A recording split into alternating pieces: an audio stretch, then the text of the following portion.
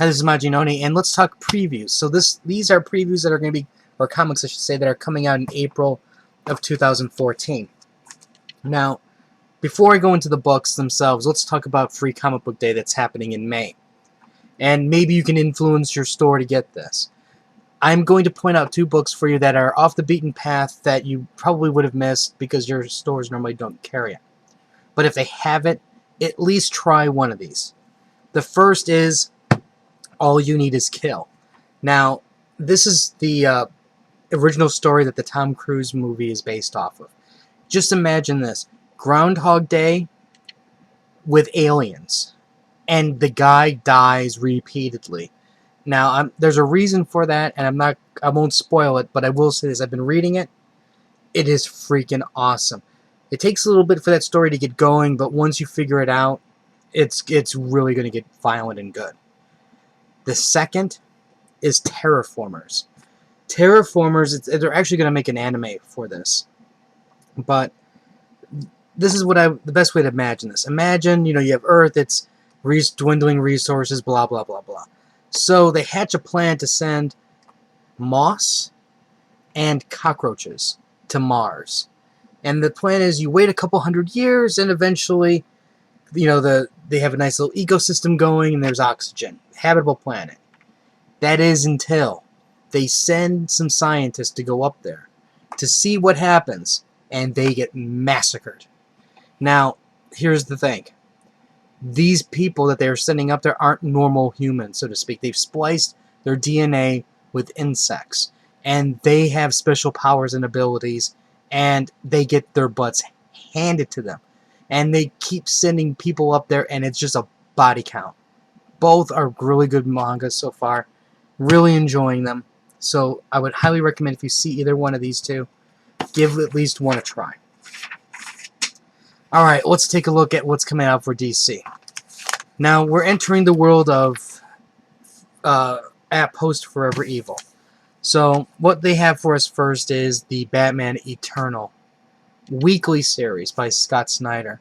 And there's going to be some like a revolving type cast. So, but because there's no way they can keep this up. I'll probably get it for a while, but I honestly don't know how well it's going to be in the long run. But DC is going to be experimenting with weekly series. So, if you guys buy it in droves, it's just going to encourage them to make more of this. I'm torn because I love manga and I love the schedule mangas on weekly. But, with manga, you get a huge volume and then you get a lot of stories. But with comics, you pay a lot of money and you only get one. So that's why I'm kind of torn. But if done correctly, this could actually be really good. And I have faith in Snyder's ability to tell a good story. Okay. We have, like I mentioned earlier, Post Forever Evil. So we have Justice League United, Zero, where they're going somewhere else. Then you have the big shakeup with Justice League with Superman leaving, and you have Lex Luthor and Captain Cold joining the team. You also have Justice League of America as one of those core type Forever Evil titles. Secret Origins #1. You're going to get to learn all the secret origins of your favorite or maybe not so favorite characters. Personally, this one, I don't want to see another retelling, so I'm probably going to skip it altogether. For you Aquaman fans, there's Aquaman and the Others. This is another title that I don't know if I'm going to get, but it's really tough because Aquaman's really been strong, and I'm just afraid that this is going to just kind of dilute the character. Flash, for all you Wally West fans and Flash Annual 3, you're going to want to make sure you pick this one up because he's returning. They definitely make no secret about that. Then we get into the return of Doomsday. Now, there's more books than this, but I wanted to point a couple things out here. One is we finally learn how these two survived the nuclear blast, which I'm going, well, geez, I know he's Superman. He can regenerate, and he can heal himself. And the other is a goddess. Come on. How do you think they survived? Now, the other is Action Comics 30. And I'm pointing this one out because what's happening is this. Lex Luthor basically has transformed himself into a hero because of the events of Forever Evil, and Superman is now looked at as the villain. So the tables have turned. The world is now against Superman. So this might be a good jumping on point for people, if you want to see something a little different with your character, especially since the world is turned against him. And as the added bonus, we get the return of Doomsday. We all knew this was going to happen, but Sinestro finally gets a series. I have a feeling some of us are going to groan like, oh, really? It's the same thing as everything else, but it's a different color. But I think there'll be a small, at least a small, very vocal group that are really going to like this series. I am kind of surprised, though, to see that it's not done by Jeff Johns. Okay, on to Marvel. Original Sin. This is going to be their big event for the summer. Why is this important? It's very simple. Somebody kills the Watcher, steals his eye, and takes secrets with him. They are implying that this is a hero that did this. So, this could be a very, very big storyline, if it is indeed a hero. Because that means somebody's going to have to pay for their crimes, unlike a supervillain who would just go to jail and you never see him for a while. It's written by Mark Waid, so I really have faith in them to actually tell a good story.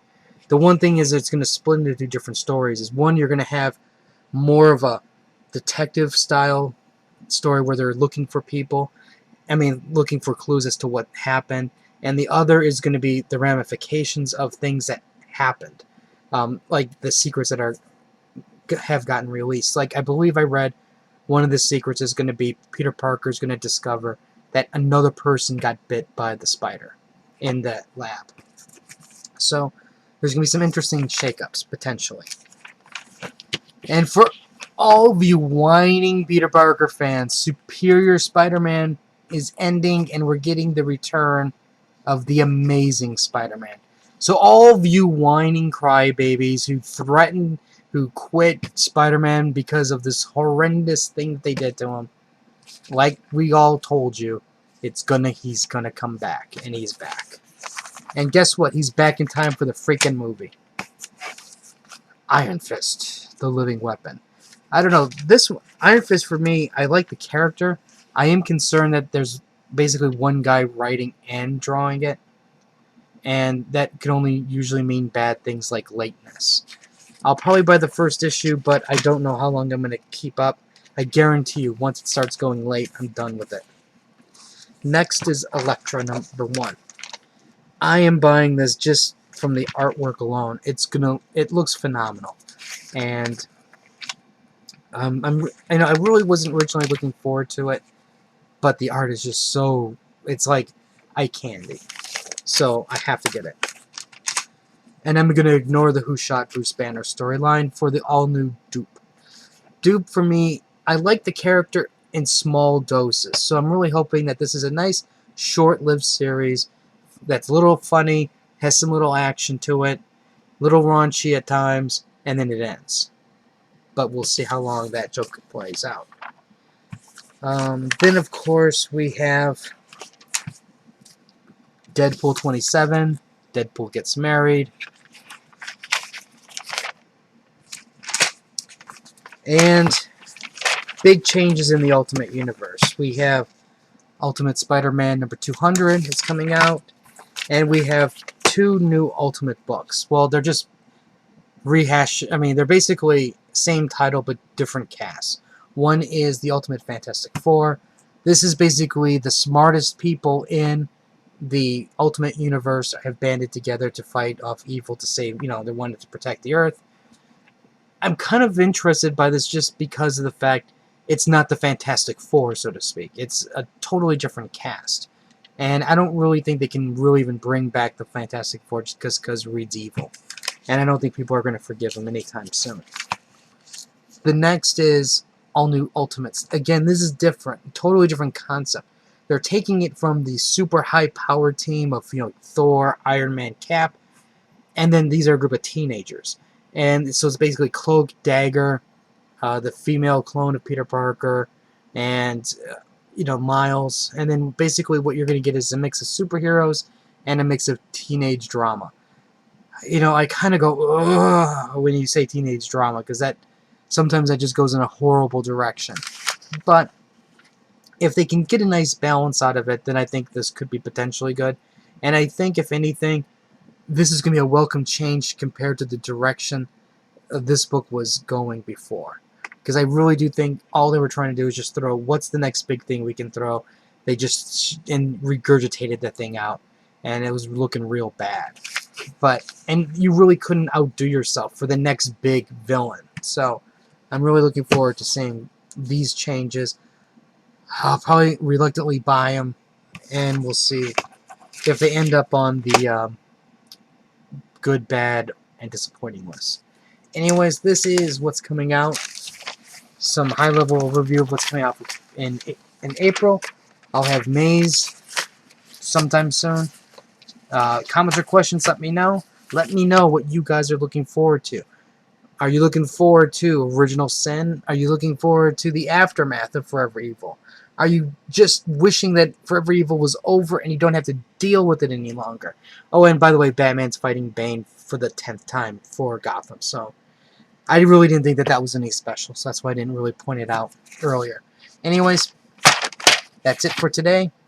Like the Facebook, like the Crunchyroll, go to the Crunchyroll.